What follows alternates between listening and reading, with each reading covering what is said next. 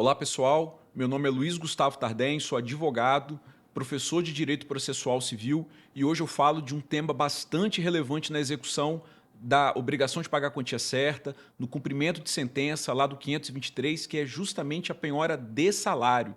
Esse tema voltou no Código de 2015 como um tema importante, porque, como todos nós sabemos, o salário, o provento, a aposentadoria, os honorários do profissional liberal, em regra, todas essas verbas elas são impenhoráveis. Isso já vinha no Código de 73, lá no artigo 659, e essa regra ela veio replicada, obviamente, no Código de 2015, no artigo 833, inciso 4º. Contudo, um parágrafo 2º no artigo 833 trouxe um complicador em relação à penhora de salário, da aposentadoria, dos honorários do profissional liberal, porque ela autorizava, né, o parágrafo 2º autorizava a penhora do salário abaixo de 50 salários mínimos, livre na hipótese da obrigação de alimentos. Contudo, se fosse uma execução de obrigação não alimentar, a redação do parágrafo 2º era problemática porque ela autorizava a penhora do salário quando ultrapassasse 50 salários mínimos. Ou seja, em uma execução que não era de alimentos, e de título extrajudicial ou judicial, numa execução comum, o salário do devedor só poderia ser penhorado na forma do 833, parágrafo 2º, quando ultrapassasse 50 salários mínimos. Logicamente, os advogados e as advogadas contrariadas com essa disposição foram provocando o Poder Judiciário, os tribunais de justiça, até que essa matéria chegou no Superior Tribunal de Justiça e o STJ trouxe, então, um novo posicionamento sobre a penhora de salário, conforme eu vou demonstrar para vocês nos slides que eu trouxe para a nossa análise. Vamos ver? Bem, pessoal, como eu disse, a impenhorabilidade é a regra em relação ao rendimento do devedor. E essa regra da impenhorabilidade está no artigo 833, inciso 4, quando diz que são impenhoráveis vencimentos, subsídios, soldos, salários, quantias recebidas por liberalidade de terceiro e destinadas ao sustento do devedor, ganhos de trabalhador autônomo, honorários de profissional liberal, ressalvado o parágrafo 2º, que é justamente a redação que trouxe um problema e que o STJ contornou. Vamos ver de que maneira daqui a pouco.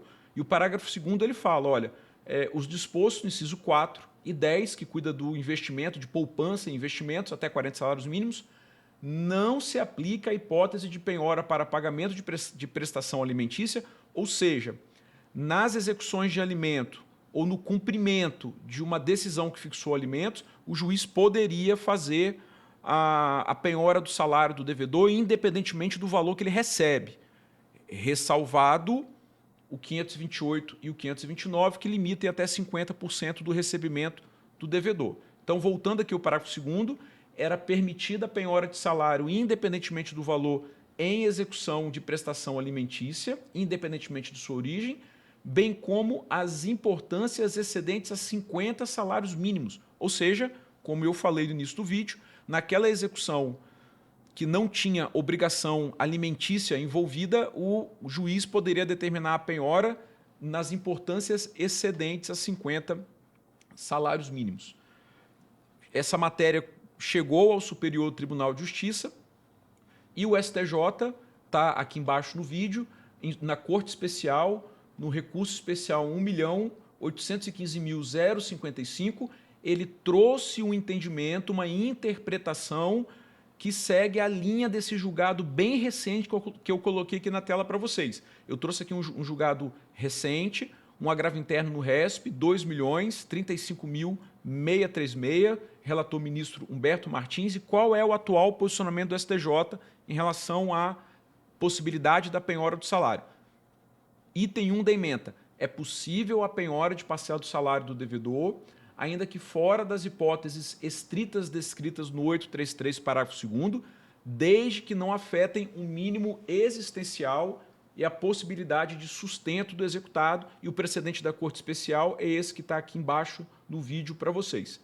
O item 3 da ementa, ele sintetiza o entendimento do STJ, porque ele coloca que se de um lado os princípios da menor onerosidade e da dignidade da pessoa humana visam a impedir execução abusiva, por outro lado, vale lembrar também que cabe à parte executada agir de acordo com os princípios da boa-fé processual, da cooperação e da efetividade do processo. Ainda mais quando a redação do artigo 833, parágrafo 2º, veio permitindo a execução, a penhora de honorários somente quando excedesse 50 salários mínimos nas execuções que não fossem de alimentos. Isso praticamente, num cenário igual ao Brasil, inviabilizava a penhora do salário do devedor. Então, compete ao juiz, no caso concreto, ele definir qual o percentual do salário do devedor, e ele deve, ou da renda, dos honorários, ou da aposentadoria, que ele vai penhorar, fazer a constrição em prol do pagamento do credor. Trago aqui uma regra importante para operacionalizar a penhora de salário. O 529, a gente está na parte especial do Código, no livro 1, dentro de cumprimento de sentença, e o 529 ele trata do cumprimento da decisão que condena em alimentos. Então, a gente está fazendo aqui um cumprimento de obrigação de alimentos.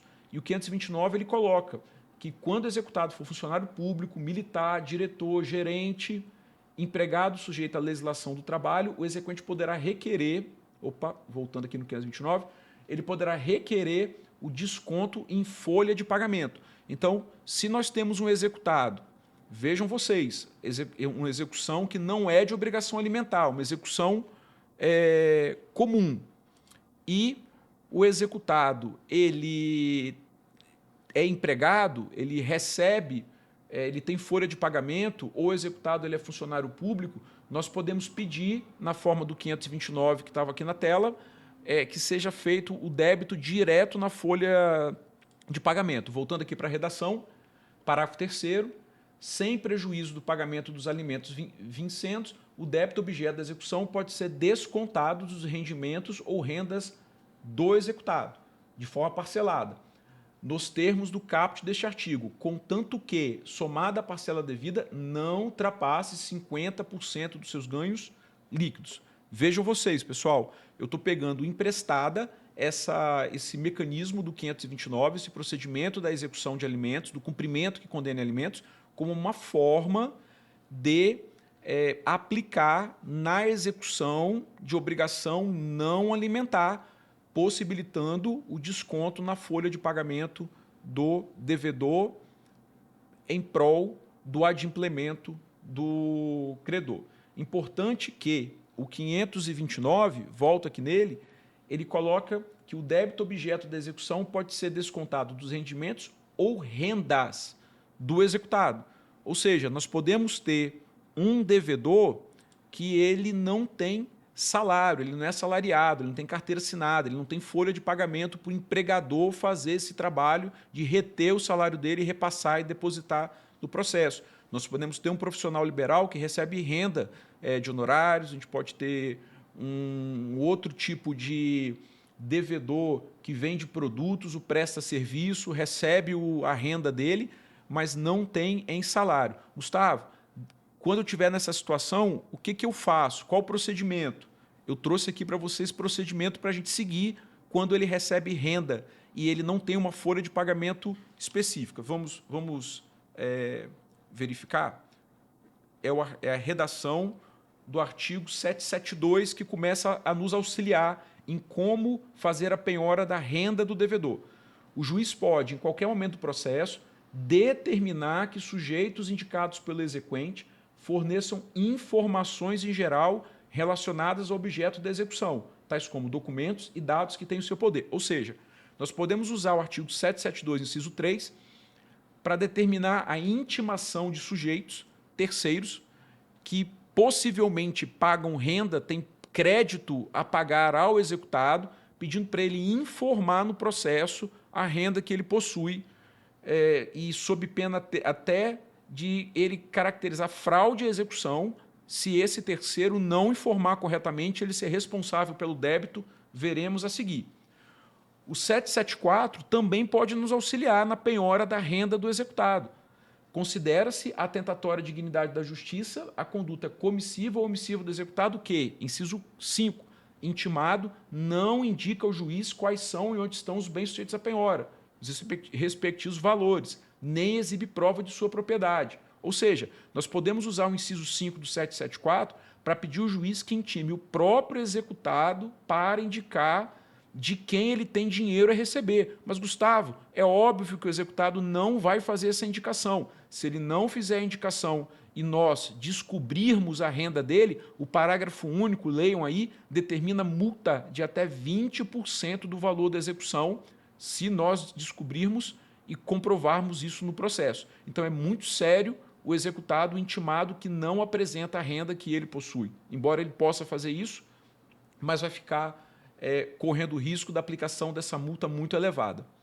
Por fim, se nós identificarmos a renda, porque o juiz determinou com base no 772, expedição de ofício a terceiros, ou executado, intimado na forma do 774, ele indicou a renda que ele possui, nós podemos, com base no 855, que é penhora de crédito, pedir a penhora da renda do executado na forma do 855, e para isso a penhora vai ser feita pela intimação ao terceiro devedor para que não pague o executado seu credor e ao executado para que não pratique ato de disposição do crédito. A regra do 856 determina que esse terceiro que tem valores a pagar ao executado, porque o executado prestou um serviço para ele, porque o executado vendeu um produto para ele, esse terceiro ele precisa depositar o dinheiro em juízo.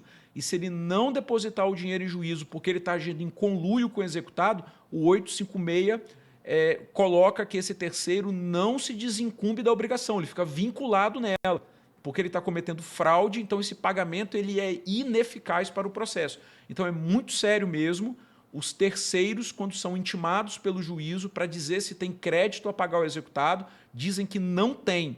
Se eles falam que não tem fraudulentamente e descobre-se que ele tem, o pagamento que ele fizer ao executado, ele é ineficaz perante o processo. E ele vai ter o patrimônio dele objeto de constrição, de expropriação, o terceiro. Já aconteceu isso na advocacia, cliente que tinha valores a pagar ao executado, ser intimado pelo juiz e a orientação foi: comunique ao juízo que você tem o valor, toma aqui a guia, deposite o valor em juízo, porque se você não fizer isso e agir em conluio, você não se livra da obrigação.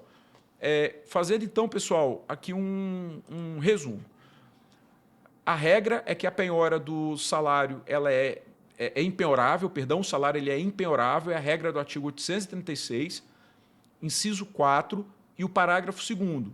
Contudo, o STJ ele fez uma nova interpretação desse parágrafo 2º, possibilitando a penhora do salário do devedor e da renda do devedor, desde que respeitado um quantitativo para que ele tenha uma vida, leve uma vida normal e com dignidade. Então, o juiz pode, no caso concreto, mensurar usando lá o 529 como um parâmetro, que coloca que até 50% do rendimento líquido do executado pode ser objeto de penhora.